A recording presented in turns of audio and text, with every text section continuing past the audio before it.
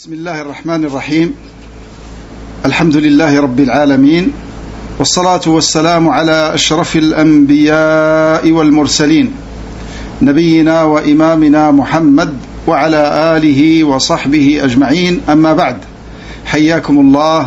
Je suis très heureux d'être parmi vous aujourd'hui le dimanche 9 du mois Safar de l'année 1447 de l'Hégire, correspondant au 3 août 2025. Nous nous retrouvons par la grâce d'Allah subhanahu wa ta'ala afin d'étudier ensemble une risala concise et très profitable que l'imam Muhammad ibn Abdul Wahhab, qu'Allah lui fasse miséricorde, qui est décédé en l'an 1206 de l'Hégire. Cette risala, cette lettre qu'il a adressée aux gens du Maghreb et en particulier aux gens du Maroc à l'époque du gouverneur Al-Mawla Sulayman Al-Alawi, qu'Allah lui fasse miséricorde. Et vous avez dû certainement entendre parler de ce roi Al-Mawla Sulayman, qu'Allah lui fasse miséricorde. C'était un homme de science. Il a écrit des ouvrages dans le fiqh al-maliki, des ouvrages dans l'aqida, et il a fait le discours qu'il a ordonné à ce qu'il soit prononcé dans toutes les mosquées du Maroc lors de l'khutbah al-Jumu'ah, le discours qui est très connu et qui a été expliqué par plusieurs hommes de science, dans lequel il a appelé les gens à se conformer à la sunna du prophète alayhi salatu wassalam et à s'écarter des innovations et de l'bid'a. Donc l'imam Muhammad ibn Abdul Wahhab a adressé cette lettre aux gens du Maghreb d'une manière générale et en particulier aux hommes de science parmi eux. Et dans cette risala, il a cité sa aqida d'une manière globale et à quoi il adhère et en quoi il croit. Et il a réfuté brièvement quelques ambiguïtés qui étaient propagées à l'époque au sujet de sa da'wa, comme le fait de taxer les gens de mécréance sans preuve ni fondement. Donc il va détailler ces choses-là d'une manière simple et dans cette risala concise. Et comme j'ai dit, le roi de l'époque, Al-Mawla Sulayman, quand il a entendu parler de da'wa de l'imam Muhammad ibn Abdul Wahhab, c'était un homme qui cherchait la vérité, qu'Allah lui fasse miséricorde. Il a envoyé son fils dans un comité d'hommes de science dans la péninsule arabique pour accomplir le pèlerinage. Il leur a demandé de rencontrer les hommes de science et les élèves de Cheikh l'Islam Muhammad ibn Abdul Wahhab afin d'avoir une idée sur les ambiguïtés qui étaient répandues au sujet de sa da'wa et à quoi il appelle exactement. Et par la suite, il a fait ce discours de l'Jumu'ah, comme j'ai dit. Malheureusement, les gens de l'innovation, cela ne leur a pas plu, en particulier à Sophia. Ça leur a pas plu, ce discours dans lequel il les a appelés tous à se conformer à la sunna, et ils ont demandé de l'aide. Et écoutez bien, ils ont demandé de l'aide aux Français. Ils ont fait appel aux autorités françaises pour intervenir au Maroc et ne pas permettre que ce roi propage cette da'wa.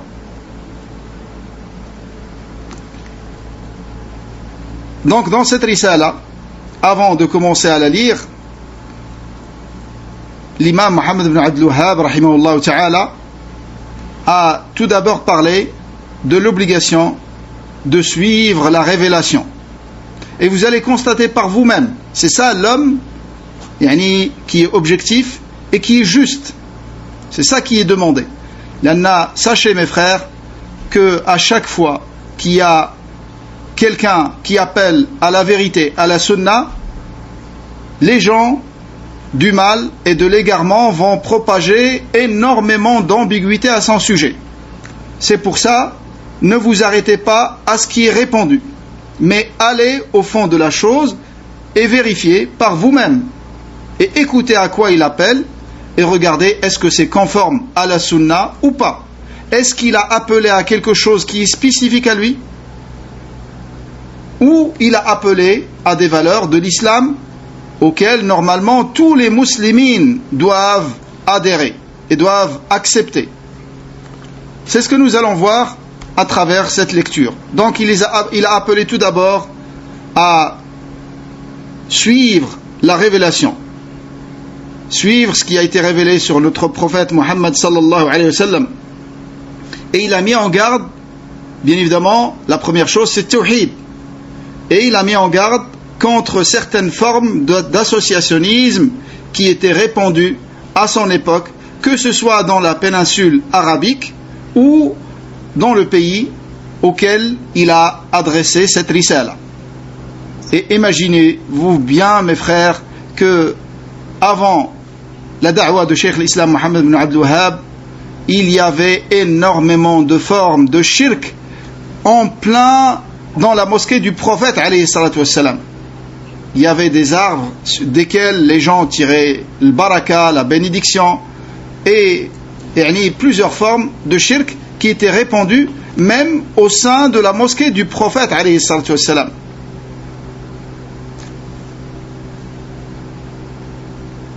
Et il a expliqué certains points qui sont ambigus et au sujet desquels les gens tombent ou peuvent tomber dans le shirk, comme le point qui concerne l'intercession, shafa'a, ou le point qui concerne tawassul et le wasila, et ainsi de suite parmi les points qu'il a mentionnés dans cette risala.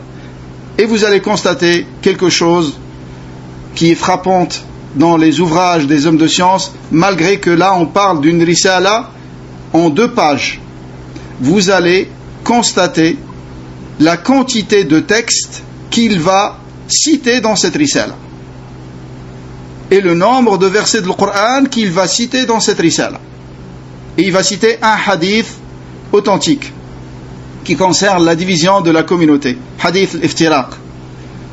Donc ça c'est quelque chose qui est remarquable dans les ouvrages et dans les discours des gens, des adeptes de la sunna et de ceux qui suivent le Coran et la sunna avec la compréhension des pieux prédécesseurs. C'est qu'ils vont s'appuyer sur les textes. C'est pas il va parler de lui-même, il va parler de son avis, de son opinion. Il va citer les textes. Et des fois, il cite la bonne compréhension, ou il te laisse revenir aux sources pour avoir la bonne compréhension de ces textes. طيب نشرع مستعينين بالله تعالى. قال بعد البسملة بسم الله الرحمن الرحيم. Donc cette risala elle commence par le basmala. بسم الله الرحمن الرحيم. Il a dit الحمد لله نحمده ونستعينه ونستغفره ونتوب إليه ونعوذ بالله من شرور أنفسنا ومن سيئات أعمالنا من يهده الله فلا مضل له ومن يضلل فلا هادي له وأشهد أن لا إله إلا الله وحده لا شريك له وأشهد أن محمدا عبده ورسوله من يطع الله ورسوله فقد رشد ومن يعص الله ورسوله فقد غوى ولن يضر إلا نفسه ولن يضر الله شيئا وصلى الله على محمد وآله وصحبه وسلم تسليما كثيرا أما بعد. Donc il a commencé par khutbat al-haja et il a cité également que celui qui obéit à Allah subhanahu wa ta'ala et à son messager, il a certainement suivi la guidée. Et celui qui désobéit à Allah subhanahu wa ta'ala et à son messager, il s'est certes égaré. Et il ne fera du mal qu'à lui-même.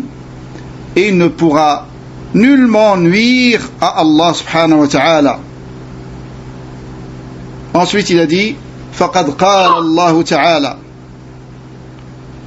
قل هذه سبيلي أدعو إلى الله على بصيرة أنا ومن اتبعني وسبحان الله وما أنا من المشركين.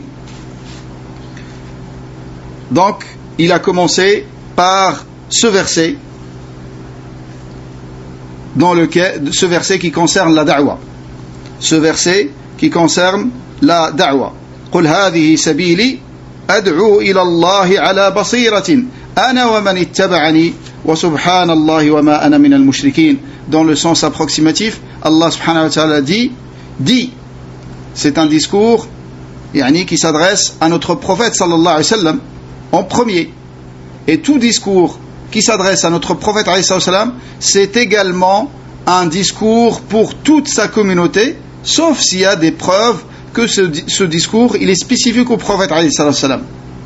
Sinon, al-khitabu lin-nabi sallallahu alayhi wa sallam khitabun li kaffatil ummah. Donc le discours qui s'adresse au prophète alayhi wa sallam, il s'adresse à sa communauté, car il est le modèle et l'exemple unique de cette communauté.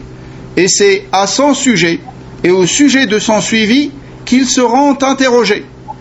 Tu ne seras pas interrogé, est-ce que tu as suivi Malik, rahimahullah, est-ce que tu as suivi Shafi'i, rahimahullah, est-ce que tu as suivi Ahmad ibn Hanbal? Tu ne seras pas interrogé à ce sujet-là. Mais dans ta tombe, déjà, avant d'être entre les mains d'Allah subhanahu wa ta'ala, chacun de nous sera interrogé au sujet du prophète Muhammad sallallahu alayhi wa sallam. C'est pour ça que nous suivons également l'ulama, les savants, et nous respectons l'ulama, les hommes de science, du moment qu'ils suivent le prophète alayhi salatu wa sallam. Et il faut savoir que personne n'est à l'abri de l'erreur. Là, les savants parmi les grands savants de la sunna, tels que les imams que j'ai cités, et les savants de notre époque également, c'est connu qu'ils visent le suivi de la vérité et non pas le suivi de la passion. Donc quand ils se trompent, c'est pas volontaire. Ça c'est quelque chose, c'est quelque chose qui est lié à la nature humaine. Kullu bani Adam khata. Tous les fils de Adam font des erreurs. Donc la personne n'est pas blâmée pour avoir fait une erreur. Lakin le blâme s'adresse à la personne quand elle se repent pas et quand elle revient pas à la vérité. C'est pour ça que le Nabi sallallahu alayhi wa sallam a dit kullu bani Adam khata'un wa khayrul khata'in at-tawwabun. Et les meilleurs des fauteurs, c'est ceux qui se repentent et qui reviennent à la vérité. Donc le problème c'est pas de faire une erreur. Le problème c'est de ne pas revenir à la vérité. Donc dans le verset, Allah Azza wa Jalla nous dit dans le sens approximatif, dit voici donc mon chemin. J'appelle à Allah. Donc Allah Azza wa Jalla il dit à son prophète, dis-leur, voici mon chemin. C'est quoi le chemin du prophète alayhi salatu wassalam? Tous, on veut suivre le prophète alayhi salatu wassalam et on veut suivre son chemin. Voilà Allah subhanahu wa ta'ala lui-même qui nous définit le chemin de son noble prophète Muhammad sallallahu alayhi wa sallam. Il dit, voici donc mon chemin, j'appelle à Allah en toute connaissance et muni de preuves certaines. Mais moi et ceux qui me suivent, gloire soit rendue à Allah, je ne suis pas du nombre des associatres. Donc l'imam al-Tabari par rapport à ce verset dit, Allah subhanahu wa ta'ala dit, en s'adressant à son noble prophète Muhammad sallallahu alayhi wa sallam, il lui dit, dis-leur, Ya Muhammad, ô mon prophète, voici à quoi j'appelle, et voici mon chemin, et voici ma méthodologie dans laquelle j'appelle à l'unicité d'Allah. C'est comme ça qu'il dit l'imam Tabri. Allati ana alayha min ad-du'a ila tawhidillah wa ikhlas al-ibadati lahu duna al-alihati wal-awthan. Donc le chemin du prophète alayhi salam ainsi que le chemin de tous ses frères parmi les prophètes et les messagers, tous leur chemin il est identique, mais ce sont leurs législations qui sont différentes. Mais leur religion, elle est la même. C'est l'islam, la soumission à Allah subhanahu wa ta'ala. Tous, ils ont appelé à l'unicité d'Allah. Donc dis-leur, voici mon chemin, j'appelle à l'unicité d'Allah et à lui vouer un culte exclusif et sincère, et de ne pas adorer autre que lui, et de pratiquer son obéissance et de s'écarter de sa désobéissance. C'est ça la méthodologie du prophète alayhi salam, et c'est à ça qu'il a appelé. Il a appelé à unifier Allah avec toutes nos adorations et à lui vouer les adorations sincèrement, tout en s'écartant de tous les péchés, en commençant par le péché le plus grave, le péché qu'Allah ne pardonne jamais après la mort, qui est shirk.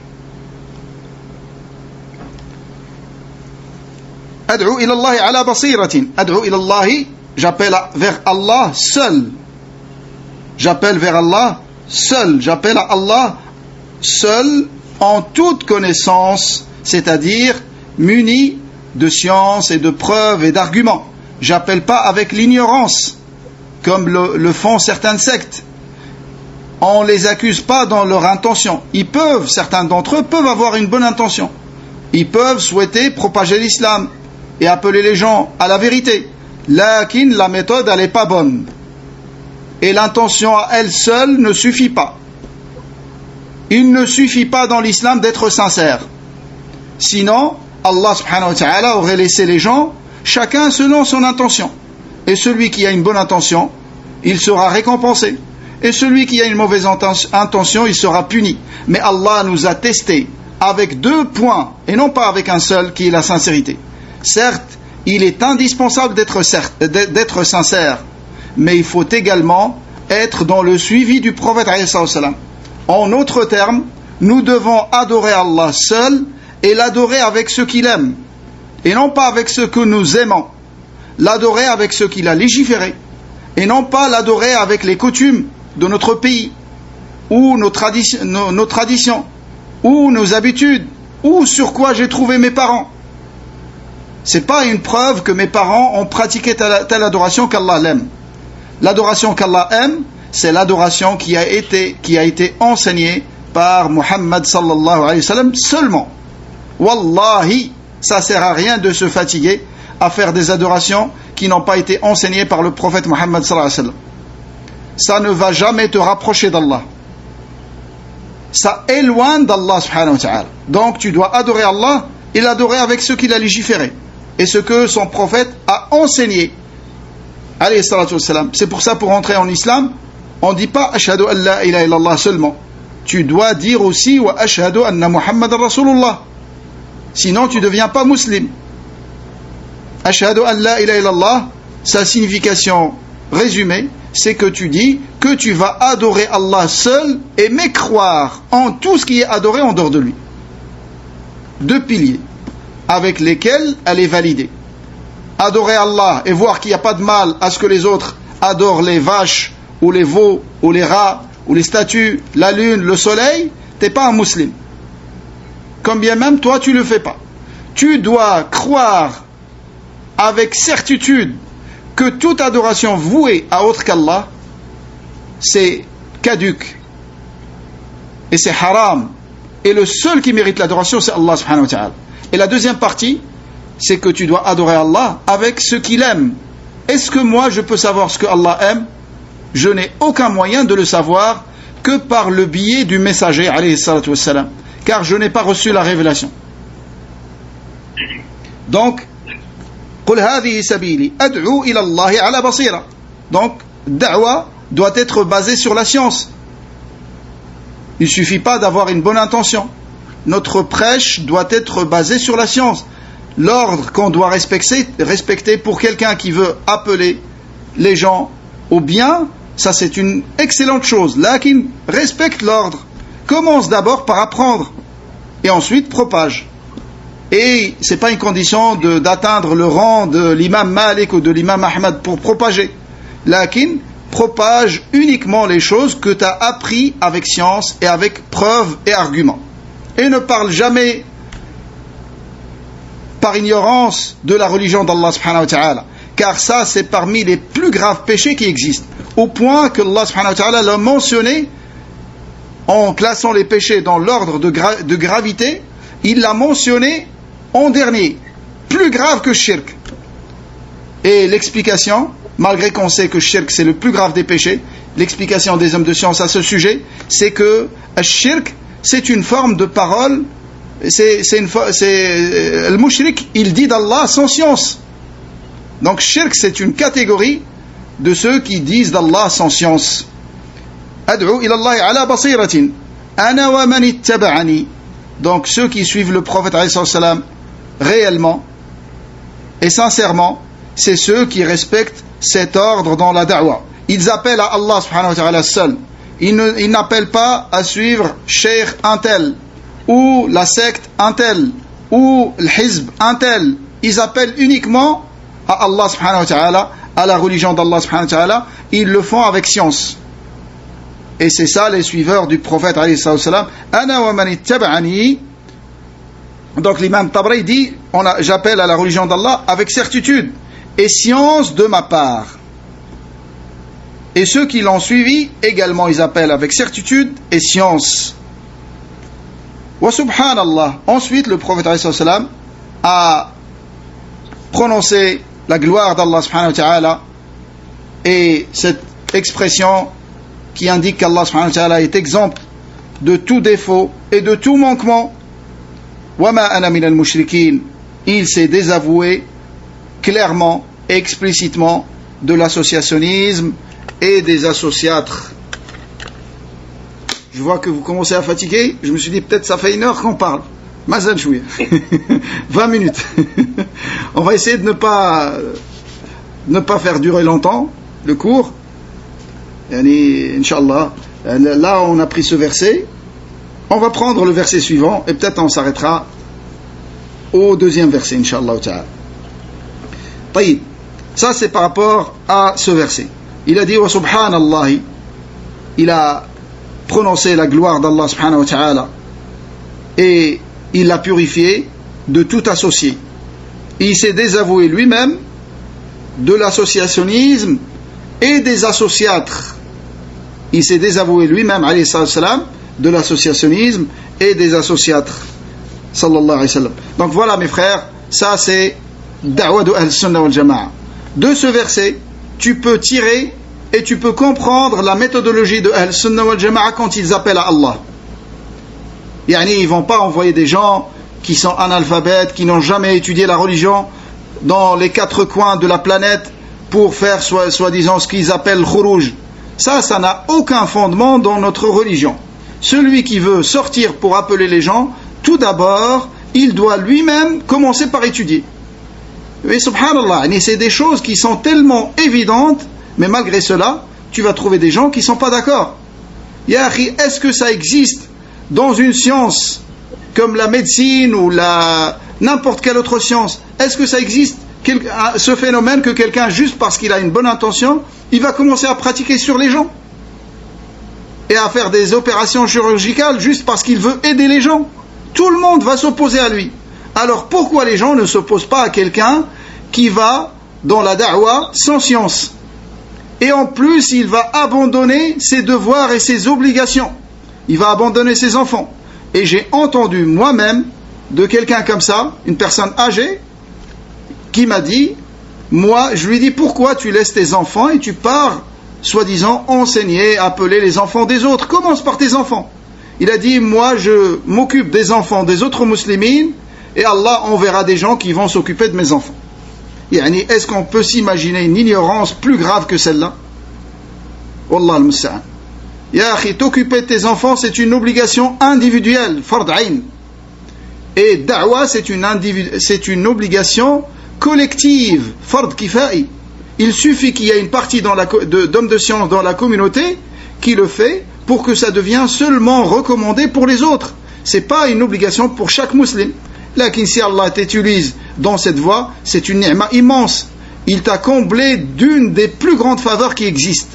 Car ad-da'wa, c'est la mission qu'Allah a choisie pour l'élite de ses créatures, pour les prophètes et les messagers. Mais c'est pas comme ça parce que j'ai une bonne intention, je veux aider. Tu veux aider, fais ce que tu peux dans ta ville. Ramène les gens dans la mosquée aux étudiants en sciences, comme ça ils leur enseignent tawhid, ils leur enseignent l'aqida.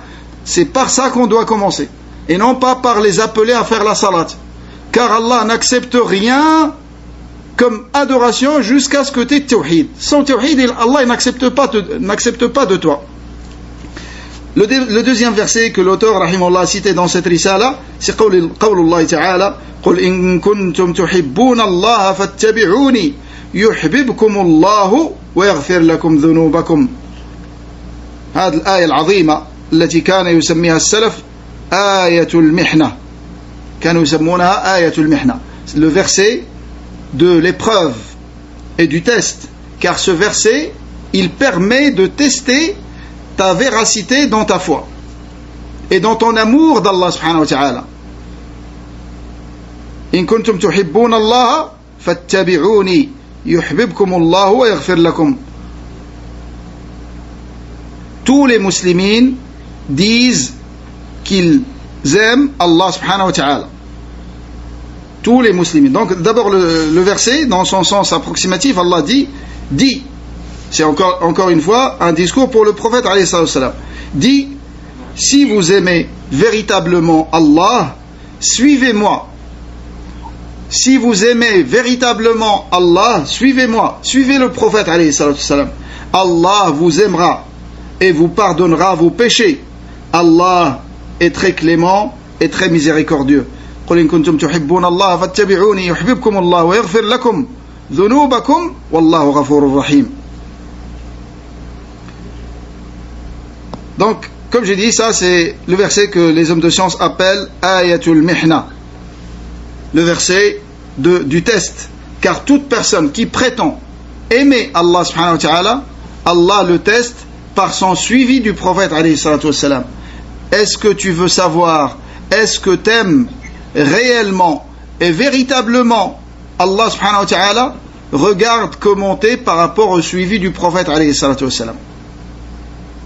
Et souvent, quand je parle de ce point, je rappelle des exemples mondains, car les exemples mondains parlent plus aux gens.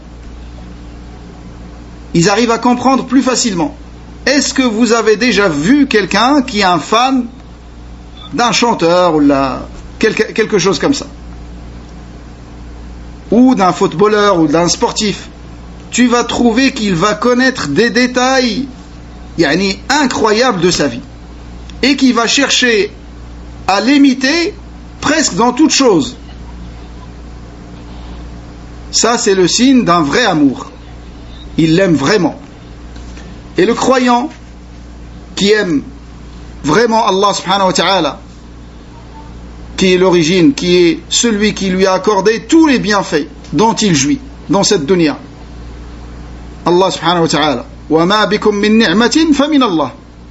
Tout bienfait en vous, il provient d'Allah. Et les bienfaits d'Allah subhanahu wa ta'ala, sont tellement nombreux qu'on ne peut même pas les compter. Il y a énormément de bienfaits d'Allah subhanahu wa ta'ala sur chacun d'entre nous qu'on ne connaît même pas, auxquels on n'a jamais pensé. Peut-être tu vas vivre un siècle et tu ne penseras pas à la majorité des bienfaits d'Allah subhanahu wa ta'ala sur toi, les faveurs d'Allah subhanahu wa ta'ala sur toi, que tu ne connais même pas. Et les bienfaits d'Allah que nous connaissons, ces bienfaits, déjà, personne ne peut les compter. On ne peut même pas les compter. Alors comment dire par rapport à les remercier et d'être reconnaissant à Allah subhanahu wa ta'ala par rapport à tous ces bienfaits. Et les bienfaits, bien évidemment, quand on parle des bienfaits, beaucoup de gens, quand ils entendent parler des bienfaits d'Allah subhanahu wa ta'ala, ils ne pensent qu'aux bienfaits mondains. L'argent, les enfants, la santé, alors que les plus grands bienfaits d'Allah sur nous, ce sont les bienfaits religieux. Ils sont incomparables par rapport aux bienfaits mondains. Le bienfait de la guidée. Tu es un musulman, alhamdulillah. Est-ce que tu réalises l'immensité de cette ni'ma? Cette ni'ma immense d'être guidé dans l'islam. Et si Allah, dans l'islam, il t'a guidé vers l'amour de la sunna et le suivi de tes pieux prédécesseurs, à leur tête les compagnons, qu'Allah les agrée tous, ça c'est encore une immense ni'ma après la ni'ma de l'islam. Aussi la ni'ma de la science. Si Allah t'a fait aimer les assises de science et tu cherches à apprendre ta religion pour adorer Allah seul, sans rien lui associer, et pour suivre ton prophète alayhi salatu wassalam, car on ne peut pas s'imaginer le suivi du prophète alayhi salatu wassalam sans science, comme on ne peut pas s'imaginer la sincérité sans science.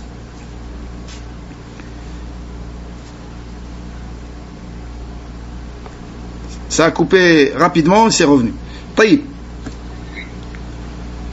Cheikh Sa'di rahimahullah, par rapport à ce verset, il dit, ce verset, c'est la balance avec laquelle on reconnaît ceux qui aiment Allah véritablement et ceux qui prétendent seulement l'amour d'Allah sans preuve.